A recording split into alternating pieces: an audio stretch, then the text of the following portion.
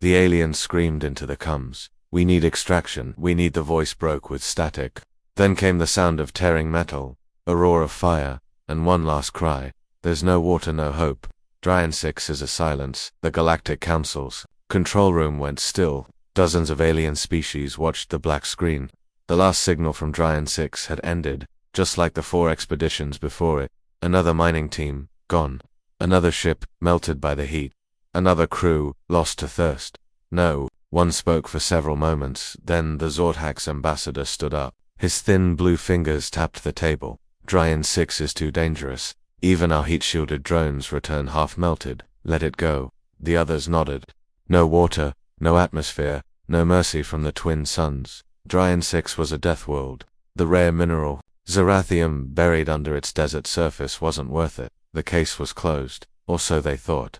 1 week later, a small signal appeared on long-range scanners. A new ship approached Dryan 6. It wasn't military. It wasn't from any council race. Its design was strange thick armor, simple engines, and a flat-bottomed base for landing on rough terrain. It was human. Captain Reed. Callan leaned forward. In his seat, as his ship, the Manta began descent. His brown eyes studied the cracked surface of Dryan 6. The sandstorm below was miles wide. Winds moved faster than fighter jets. The heat outside was over 75 degrees Celsius. Reed didn't flinch. He reached for a thick glove and said, "Time to walk into the oven." The Manta landed with a deep thud. Dust covered its hull instantly.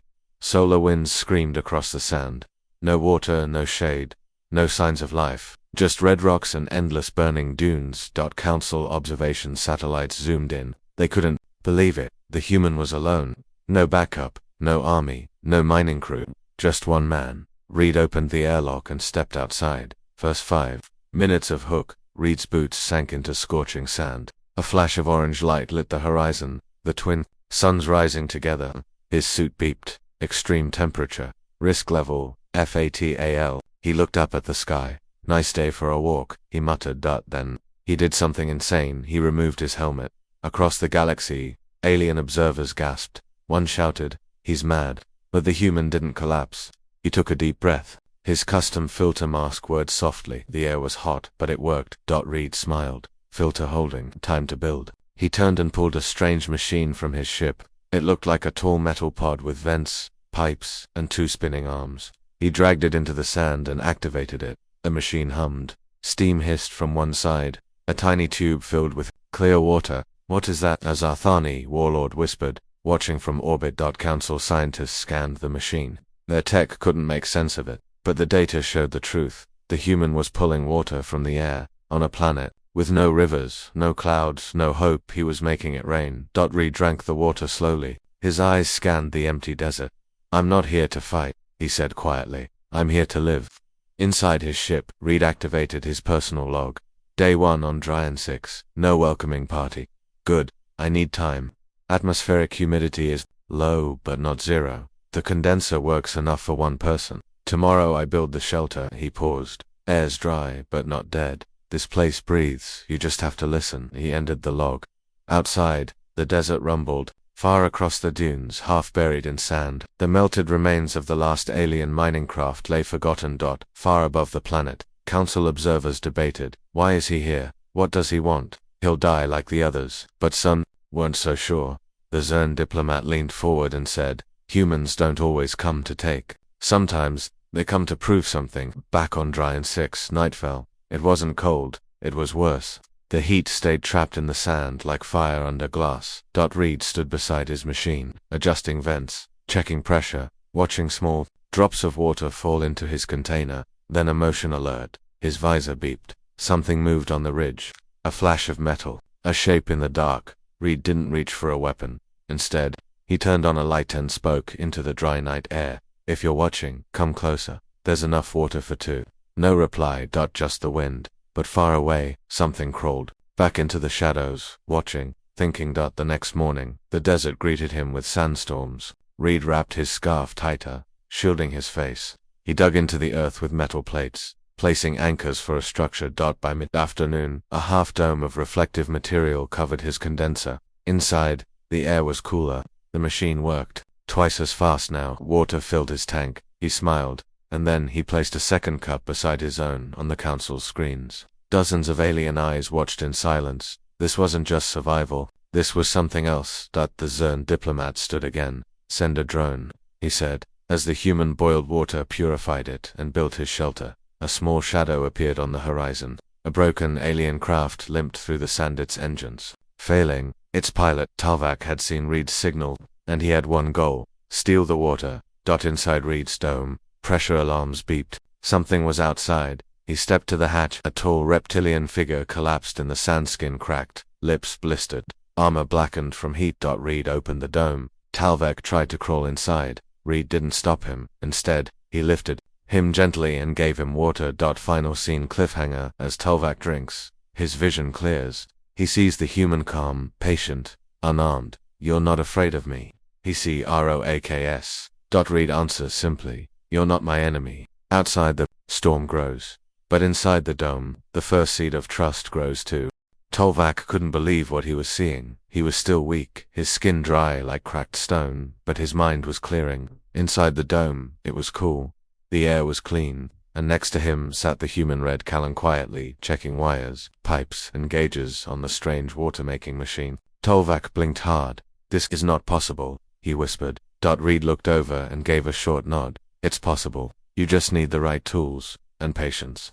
Talvak stared at the water tube, still dripping clean liquid into a container. No world should give water from air. Not here. Not on Dryan 6. Reed smiled. Earth had deserts like this, dead heat. No rain for years. We learned how to survive. Suspenseful hook. First 5 to 7 minutes. Outside the dome, the storm had passed. But the twin suns now stood high in the sky, burning the planet with full force. Reed walked outside. No suit, no body armor, just a light survival coat, face wrap, and goggles. Satellites zoomed in. Council watchers stared.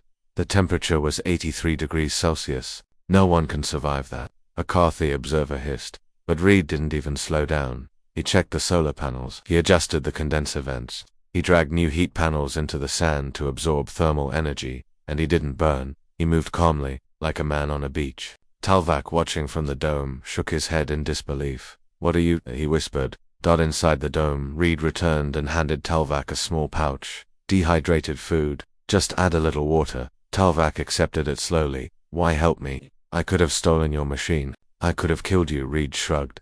Then you'd be alone in a desert that kills everything. You're smarter than that. Talvak ate in silence. He had seen humans before, loud, emotional, often dangerous. But this one was different. Calm, clever, quiet, like the desert itself. Back at the Council's high-orbit station, chaos was rising. Multiple species demanded answers. How is the human still alive? What is that technology? Why hasn't he called for backup? But the Zern diplomat, watching Talvak's live health data, raised his hand. He saved one of ours, he said. We should send a team. The Carthy commander growled. He's not saving anyone. He's proving something, that humans can do what we can't. Later that night, Talvak couldn't sleep. The dome was quiet. The temperature inside stayed cool. He sat up and looked at Reed, who was writing in a small notebook. Talvak asked, "What are you building?" Reed glanced up. "Something better than this dome. A real shelter, one that can last for years." "You plan to stay that long?" Reed smiled. "I'm not here for a quick win. I'm here to show it can be done." Talvak tilted his head. "Why? For fame? For money?" "No," Reed said simply. "Because when humans see a place everyone else runs from, we run toward it. We turn danger into challenge." The next day, Reed handed Talvak a shovel. "We're building," he said. Talvak hesitated. "You trust me?" Reed grinned. "Only one way to find out." By sunset, they had dug a flat trench into the desert. Reed set heat reflectors along the base and placed cooling vents made from scavenged alien wreckage. Then he began welding supports. Talvak helped.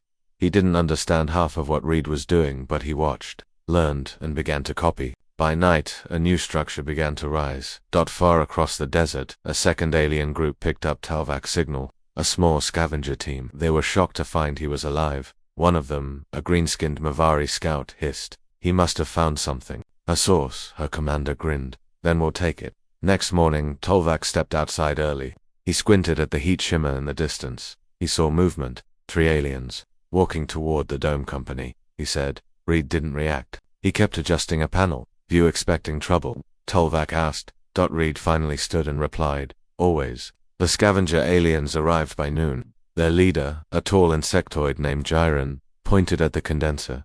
"You'll hand that over," he said. "We need it more than you." Reed looked at them calmly. "Take it, and you'll break it. You don't know how it works." "We'll figure it out," Gyron snapped. Reed didn't move. "Take it, and you'll all die in 3 days. The scavengers paused, then Reed did something strange. He stepped aside. "You want the machine? Go ahead." They looked at each other, confused. "But without me, it won't work again. Not in this heat. And there's only one water filter. No backup, no protection from the storms coming tomorrow." Talvak stepped forward. "He's right. I've seen what he's building. If you take it, you'll all burn." Gyron stared at Reed, then turned and left. No one fired a shot. That night, Reed sat with Talvik at the edge of the dome. The desert wind howled beyond their shields. "You let them go," Talvik said. "Yeah, they'll come back maybe. Why not stop them?" Reed drank from his cup. "Because if I start a war over water, I become like everyone else. But if I share it, maybe others stop fighting." Final scene, cliffhanger. Reed finishes welding the new shelter frame. It's strong, shaped like a half circle with built-in cooling pipes and a new, larger condenser beside it. Then, for the first time, Reed raises a small flag outside the dome. It's white, with a blue symbol, Earth's Survival Engineers emblem. The message is clear. We are here, and we're not running. The desert never slept. Even during the darkest nights on Dryan 6, the heat stayed. Winds carried dust sharp enough to cut skin. And the ground, once glassed by old solar flares, shimmered with deadly heat traps. But something moved across the sand dart. It wasn't a scavenger, it wasn't a predator, it was a council scout ship, small, sleek, and already falling apart. Suspenseful hook first 5 to 7 mins. Inside the ship, the pilota, young alien named Sarai, from the species. To stay awake, her vision blurred. Her skin was dry and cracking. Her body armor, designed for temperate worlds, had almost melted during descent. Her ship groaned in pain. Systems were failing. Oxygen, low. Water tank, empty. She could barely hold the controls, but she had one last signal locked in. A beacon. A human signal. From the center of this death world, she whispered through cracked lips. "Just 1 more kilometer." Her ship struck the sand hard. Skidded, slid, then stopped. Half a dune buried it on impact. In the small shelter dome built by Reed, Callan, and Talvak, an alert buzzed. Life form detected, direction east. Reed leaned over the screen. "Another visitor," he said. Talvak looked up from the solar panel he was cleaning. "Friend or thief?" Reed grabbed his bag. "Don't know yet. But they won't make it much longer." He left before sunrise. Serai crawled from the wreckage. Her armor was melting off. Her hands burned when she touched the sand. Every breath felt like she was drinking fire.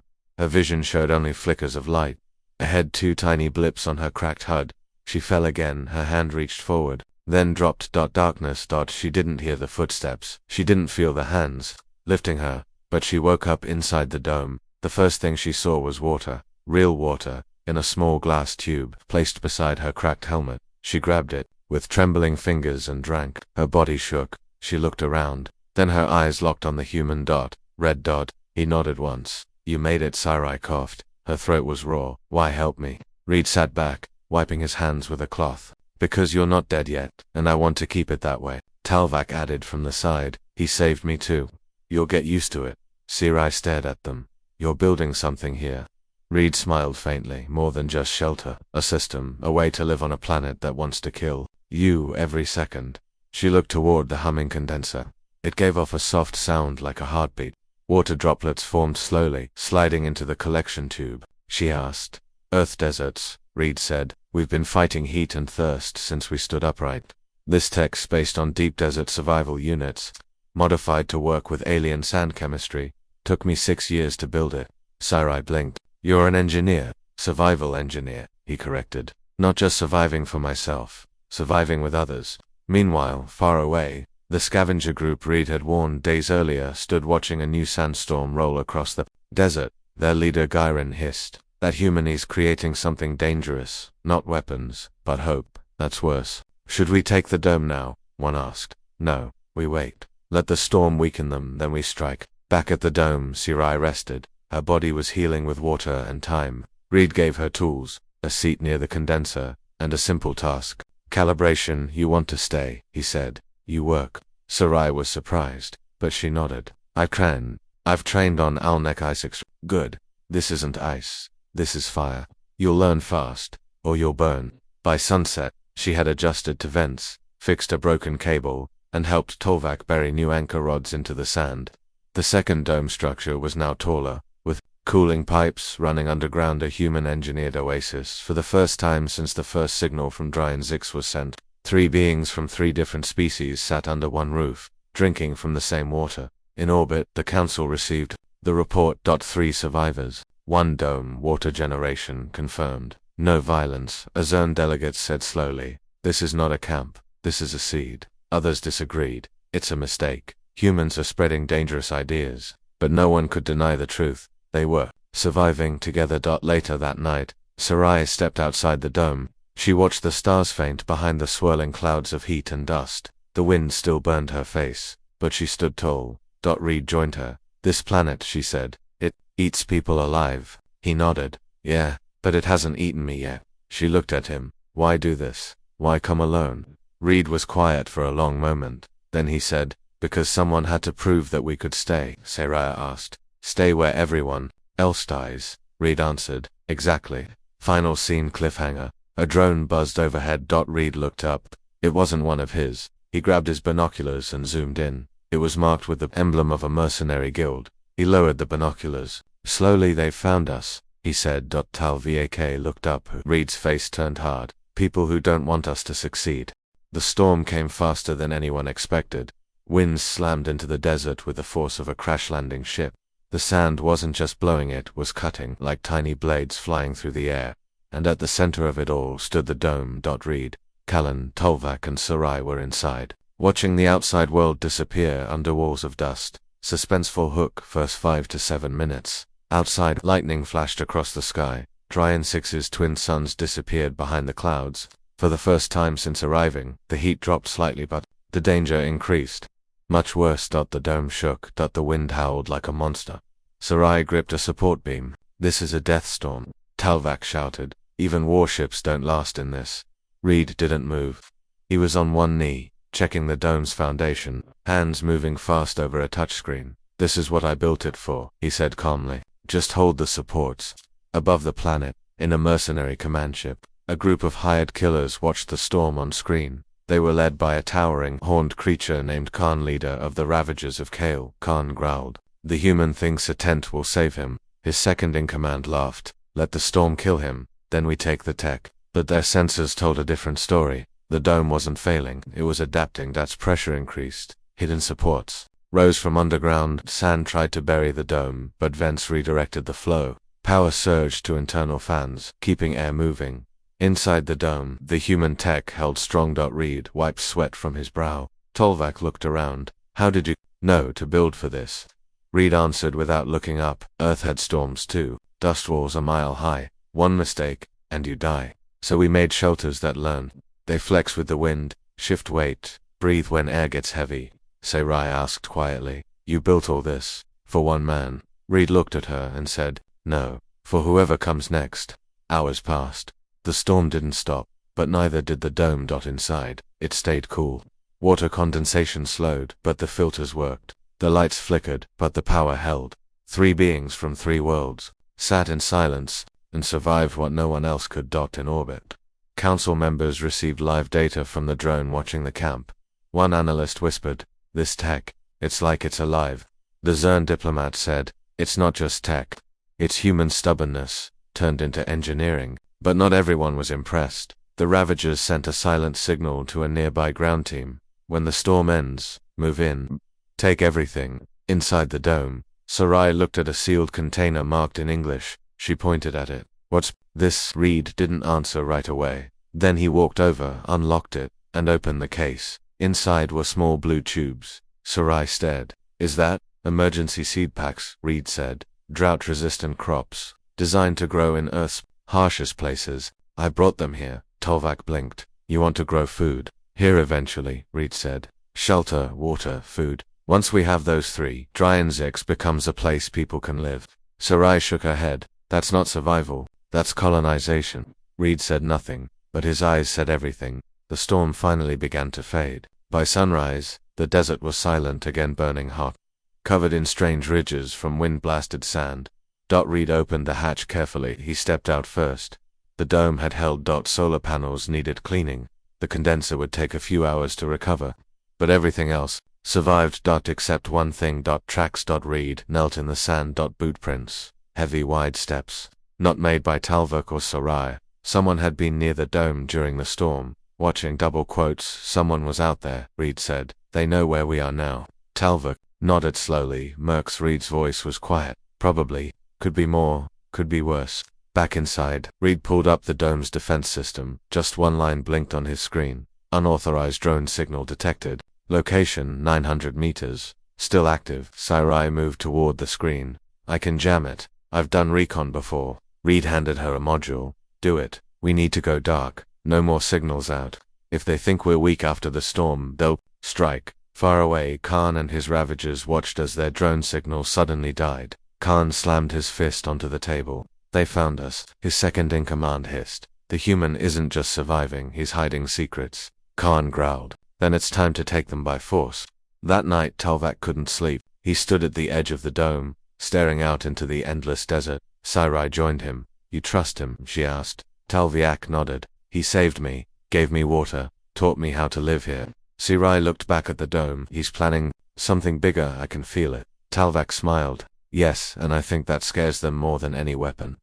Final scene cliffhanger. Reed sat alone near the edge of camp, working with strange parts, metal rods, pressure tanks, wires. Sarai walked up quietly. What are you building? Reed looked up. His eyes were tired, but focused. He pointed to the device. A water condenser that can run without solar panels. Sarai blinked. How? Reed answered. Wind pressure. I'm building a backup, in case they come and destroy everything else. She stared at him. You're expecting an attack? Reed stood up. No, he said. I'm planning for the worst, and hoping for something better. He looked out over the dark sand. There, coming. The desert was silent. Too silent. No wind. No shifting sand. Only heat and something new. A soft sound. A strange one, like running water. Suspenseful hook. First 5 to 7 minutes. Talvik was the first to hear it. He sat beside the second condenser dome, adjusting the intake valve. When the sound reached his ears, drip, drip, trickle. He stood up slowly, confused. There should be no water outside the machines. Dryan 6 had no rivers, no groundwater, no clouds, and yet he heard it. He walked up a ridge of dark red sand and froze. Water, a stream, a thin ribbon of clear water was running down the slope, flowing beside the camp. It twisted like a snake through the sand. Talvik blinked. This shouldn't exist. He ran back to the dome. Inside, Reed was already awake, typing into his logbook. Talvik burst in. There's water outside. Reed looked up calmly. I know. You knew. Reed stood. Come on, I'll show you. Minutes later, all three, Reed, Sarai, and Talvik, stood beside the flowing stream. Steam rose lightly off the surface. The water shimmered under the rising twin suns. Sarai knelt beside it and touched the stream. Real, she whispered. But how? Reed tapped the sand beside her. Last week, I buried heat pipes under this ridge. I designed them to pull thermal energy from beneath the surface. The condensers release vapor at night when the temp drops. Now, that vapor cools and rolls down as water. Talvik stared at him. You created this. Reed nodded. Engineered it. Controlled it. Guided it. Sarai stood slowly. This changes everything. In orbit, council observers stared at the new footage. A flowing stream. Clean, sustained. The impossible had happened. Dryan 6 had running water, one scientist muttered. That's not survival anymore, that's transformation. But on another channel, Khan and his Ravagers also saw the same feed before it cut to static. Khan's eyes burned. He's turning Dryan 6 into a haven. His second-in-command asked. Orders, Khan growled. We move now. That water belongs to us. Back at the dome, Reed walked along the stream, planting small devices at intervals. What are those? Sarai asked. Flow sensors, Reed replied. They measure water movement, temperature, and direction. I need to know if it's sustainable, or if the ridge will collapse. Talvik asked. Can this help others survive here too? Reed looked at him. That's the plan. Sarai stepped closer. You're not just building for yourself, you're building a system. Reed's face turned serious. If I can prove a stream can run in a place like this, others might copy it. Then this planet won't just be a death world, it'll be hope. But hope has enemies. Just before sunset, Talvik picked up a signal. Unidentified movement. Southwest 9 figures. Heavy gear. Reed checked his screen. Mercenaries, he said. Khan's men. They'll strike soon. Sarai grabbed her toolkit. What do we do? Reed didn't blink. We defend the water. Night fell. The stream glowed under starlight. The domes were silent. The only sound was the steady hum of condensers and the soft gurgle of the stream. Then a whisper on the comms contact. They're here. 9 figures moved through the sand-heavy armor, rifles slung, breathing masks glowing red. The Ravagers had arrived. Reed stepped outside. Alone. He didn't raise a weapon. He raised a water flask. You want this? He called. Come take it. The merc stopped. Khan's, second in command, stepped forward. You've made something valuable, human. And we don't like sharing, Reed replied. If you take this by force, it'll fail. The stream will dry, and so will you, liar. Try me. A tense silence. Then one merc raised his rifle. Sarai's voice crackled in Reed's ear. Say the word. But Reed raised his hand. No weapons. Not yet. He turned back to the merc. If you want water, I'll show you how to make it. I'll give you 1 condenser and 1 guide, but you leave my dome alone. Khan's, second, confused, lowered his gun. You'd give us tech. Reed nodded. I didn't come here to hoard. I came to teach. Take it or stay thirsty. The mercs hesitated. Then they turned and left. Inside the dome, Sarai looked stunned. You let them go, Reed sighed. If I fight now, this turns into war. If I share, we have a chance at peace. Talvak said. You gave away your own tech. Reed looked at the glowing stream outside. There's more where that came from. In orbit, the Zern diplomat stood in silence before the council. 3 alien races now share shelter, water, and technology, he said, and not one life has been lost. A silence fell over the chamber. Then the Carthy warlord growled. The human must be watched. He's changing things too fast. The diplomat smiled slightly. That's what humans do. Final scene cliffhanger. Reed sat alone that night beside the stream. He placed a single object into the flowing water, a small earth coin. He whispered, 1 drop is all it takes to change a world. Behind him, Talvak and Sarai watched the stars, and across the desert, other shadows moved. Scavengers. Council ships, hunters, and maybe more humans. The sun hadn't risen yet, but the sky above Dryan 6 was already glowing. This time not from the usual heat, it was fire. Something big was entering the atmosphere, something fast, and it wasn't friendly. Suspenseful. Hook first 5 to 7 mins, Tolvak saw at first. He woke up from a strange sound, a low, thunder-like hum. He stepped outside the dome and looked up. His eyes widened. A warship. Large, black, unmarked. It was falling fast through the sky, cutting through the air like a blade. Sarai ran out behind him. Is that one of ours? Reed stepped out next. He looked at the ship's shape and said 1 word. No. The ship didn't land gently. It slammed into the far ridge with a thunderous crash. A blast wave of sand rolled across the desert. Domes shook. Reed didn't flinch. Everyone get inside. Now, inside the shelter, Sarai pulled up satellite data. The ship had entered silently, without a transponder. Its energy readings were high, too high for a normal scout. Holvac asked, Who are they? Reed replied, Not mercenaries. And not council. He tapped the map, showing an expanding red field. They're sending out a jammer. Killing comes, sensors, drones. Sarai's face turned pale.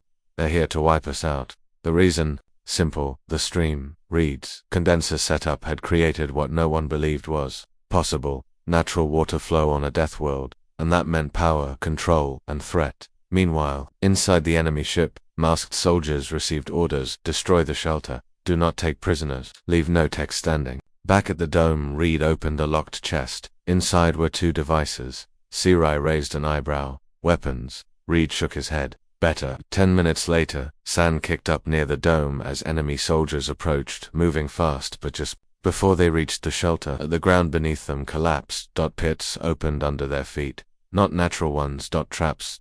Sarai smirked. Pressure trigger. Sand collapse. Earth trick. Reed nodded. First thing you learn in drylands warfare. Use the desert.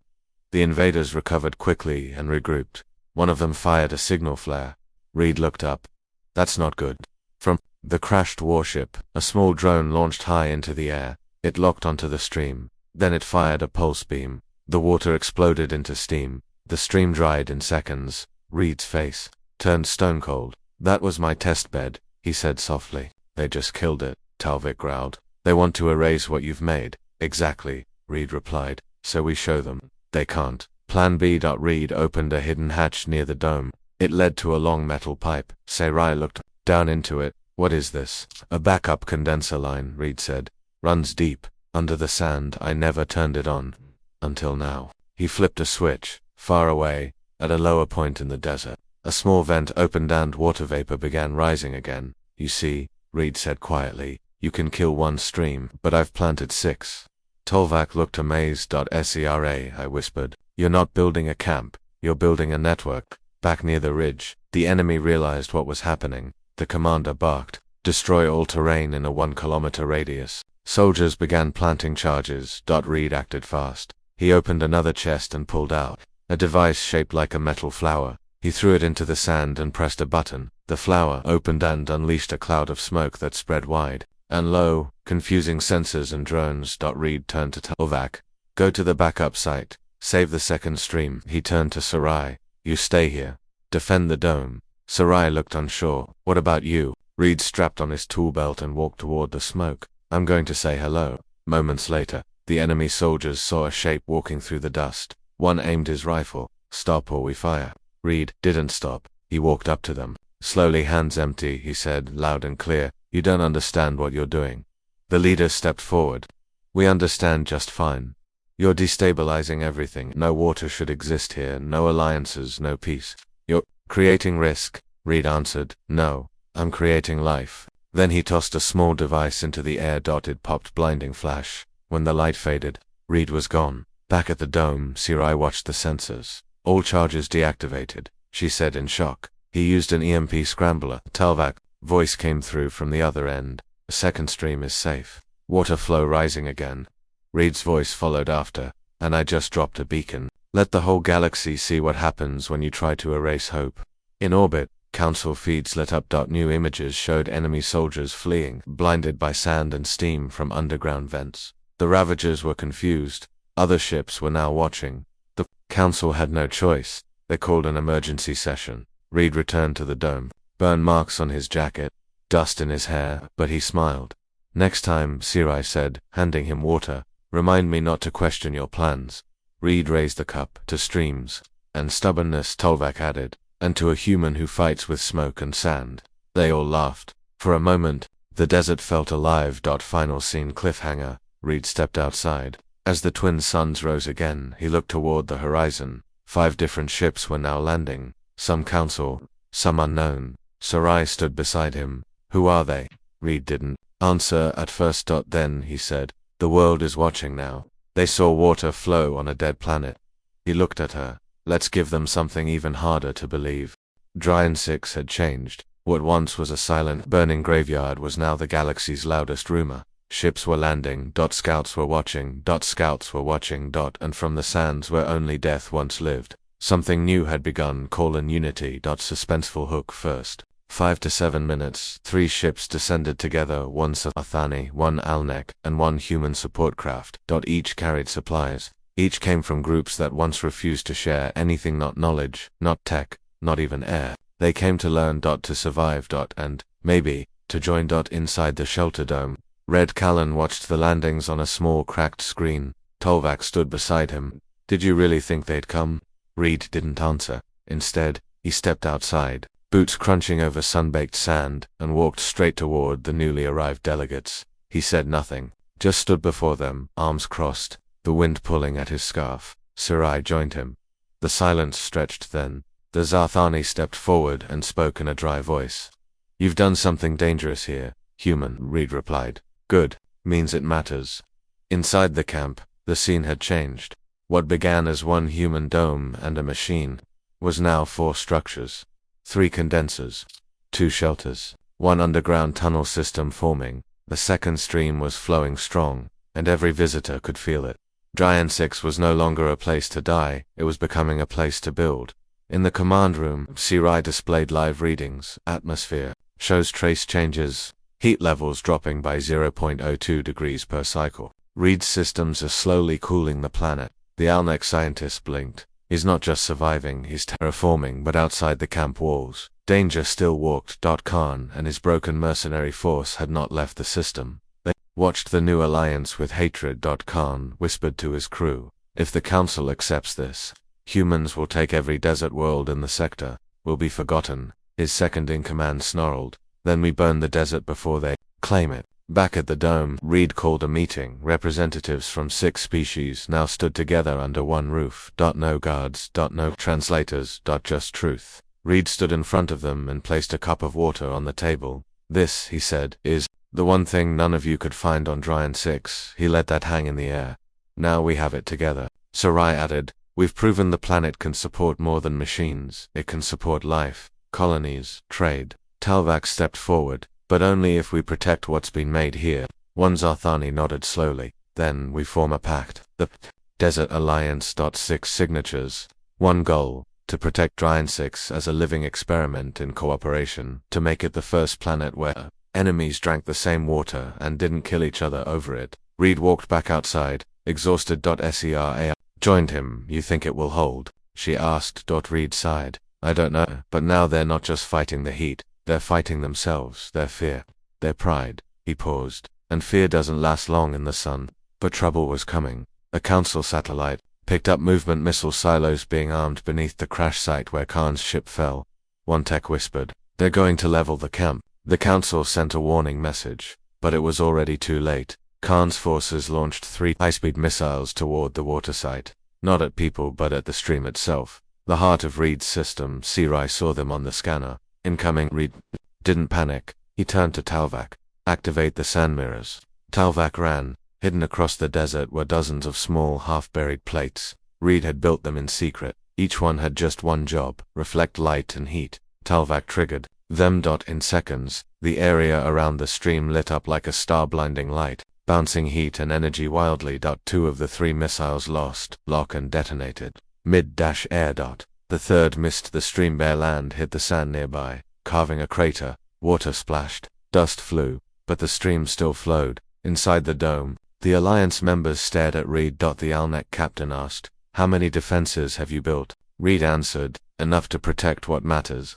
He looked out the window, and not nearly enough to stop what's coming next. Council HQ received a live feed from the failed attack. The Zern diplomat slammed a hand on the table. Khan just declared war on water. A Carthy general growled, then we must finish it. But the council leader raised her hand. No, we wait. Let the human show us what he'll do next. Final scene cliffhanger. Reed stood at the edge of the stream. He placed a stone there, then another. A simple path forming beside the water. Talvak walked over. What is that? A walkway, Reed said. So the next ones don't step in the mud? Sarai asked. You think others will still come after today? Reed looked up at the skyships still circling, smoke still rising. Then he nodded. After today, they have to. Dryan 6 had never seen a day like this. The skies were filled with ships. The desert was filled with soldiers, scientists, survivors, and the water was still flowing. But peace was about to break. And the desert, it would finally answer the question, can life win where death rules everything? Suspenseful hook. First 5 to 7 minutes. Khan's last forces were moving. Underground drills had reached beneath the dome zone. Buried charges were set, and a final command was given, sink the stream. The goal was clear. If they couldn't own Dryan 6, they'd make sure no one else could. Not humans, not aliens, not anyone inside the main shelter. Reed Callan stared at a cracked display. Seismic spikes, Sarai said. They're trying to collapse the aquifer zone. Talvak growled. That's suicide. They'll poison the entire underground layer. Reed spoke quietly. They don't care. This isn't war anymore. It's spite. Outside, the Alliance forces gathered. Engineers, scouts, desert colonists. Even rival species now stood side by side. They weren't friends, but they shared water, and now they shared a goal. Stop the final destruction of Dryan 6. Reed stood on the sand, looking at them. This planet tried to kill us, he said. So we built. They came to steal. He pointed toward the ridge. And when they couldn't now, they want to burn it all. He paused. But we don't run. He pulled out a flare and fired it into the sky. A signal. Let's show them what unity in the desert really means. Beneath the surface, Khan's charges ticked down. 0.60 seconds. 59.58. Reed ran across the sand, diving behind a condenser outpost. Talvak and Sarai were on his heels. They reached the control panel buried in the ground. Backup vents ready. Sarai called. Reed pulled a strange tube from his bag and slammed it into the ground. Desert foam, he explained. Spreads across cracks, hardens, blocks, shockwaves. He turned to Talvak. Activate the mirror wall. Tolvac pushed the sequence dot all across the field. Reed's hidden sand mirrors rose from the ground, gleaming panels that curved and caught the twin suns, bouncing light across the basin. That it wasn't for defense, it was for something bigger. The ground rumbled, Khan's single quotes as bombs detonated. Sand erupted, rock cracked, but the mirrors, superheated by the sun, redirected a massive wave of reflected energy straight into the cracked zone. Reed's gamble worked. The foam hardened instantly. The steam rose. The collapse stopped halfway, and deep below, new cracks formed, releasing even more trapped vapor. A third stream began to flow back on the ridge. Khan watched it happen. His final plan had failed. A third stream. He turned away, disgusted. He turned the bombs into a trigger. The council arrived. Ships circled overhead. Drones scanned the surface, and what they saw made headlines across 5 star systems. A dry planet, now flowing with 3 streams. 3 domes. And 6 species, living side by side. Not in war. Not in fear, but in cooperation. Inside the Alliance shelter. Council leaders stepped forward. Reed stood calmly, dust on his coat, eyes tired. One asked him, "Do you claim this world?" Reed looked around at Talvik, at Sarai, at dozens of others working, sweating, building. He shook his head. "No," he said, "we share it." The council made it official. Dryan 6 was now a neutral survival zone, a training world, a peace world, the first of its kind. The Alliance would maintain it, and Reed Callan, he would remain its guardian. Later that night, Tolvik sat beside the third stream. He dipped his hand into the cool water. "You saved it all," he said. Reed smiled. "No, we did." Sarai walked up. "They're already talking about making you a hero." Reed chuckled. "Heroes wear capes. I wear a tool belt." She smiled. "Still, you built water. From nothing." Reed looked up at the stars. "Nothing is just the beginning," he said. "That's what humans are best at." Final scene, closing hook. A small girl's Arthani, maybe 8 years old, walked beside the stream with a cup. She bent down, filled it with clear water, and handed it to her father. He took it with shaking hands. "From the earth," he whispered. "No," she said, pointing at the dome in the distance. From him, the camera panned to Reed's shadow, standing tall in the light of Dryan 6's twin suns. Final line, narration style. "On a world that tried to kill everything, a human gave it something back: water, hope, and a future."